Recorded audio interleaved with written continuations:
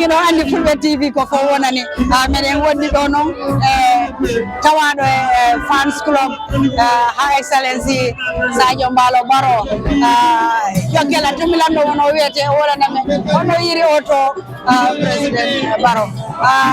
todima Mariama Sonko yamare fodum nyinto ngalo ne kabira commencé ta from Banjul Albakam fo bimbe burfum jar alhamdulillah rabbil alamin na ala tentumake misalan kila ma sallallahu alaihi wasallam ngana wulula fulol betentu ngamo betentu dal don nak fokontano to nga stadi bismillah la makono famina banka alhamdulillah rabbil alamin starting from Bara fobi mon problem to don mankole akusoto ne Her Excellency Madam Sadio Mbalo Baro makon tonna anin force family be to kendo le muti ibeti ata ngeten to ngejayi no bada jam no fa la boss kon tonna men kada Mohamed Mbalo ma fanan kon tonna fanan tentu ngajayi anin ngi cameraman kendo men kada Ablaye Mbalo ma fanan kon ton bata la do ko tata la do ko senata ngol nak men fa so don men fa Her Excellency ko ka fa ko abaraka ka tentu kajayi sey dan kontaan wala mun nak moti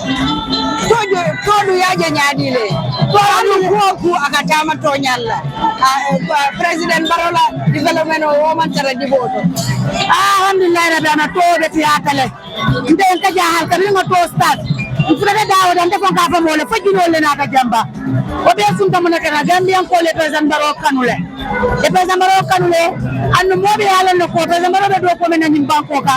amammo kumpa bol bele nyaba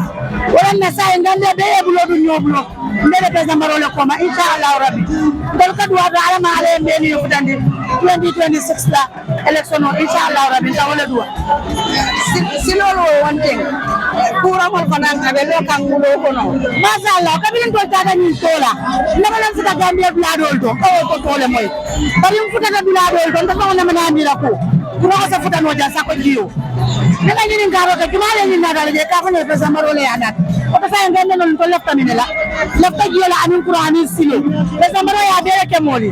say lefta min la ko deke ndel ba ko ma bi ba ko ma sama ana la force family bi sabali ko di hanni ay fen solo e ko ay nyengelen dele ba ko na ka ma ko ka ka ma le fote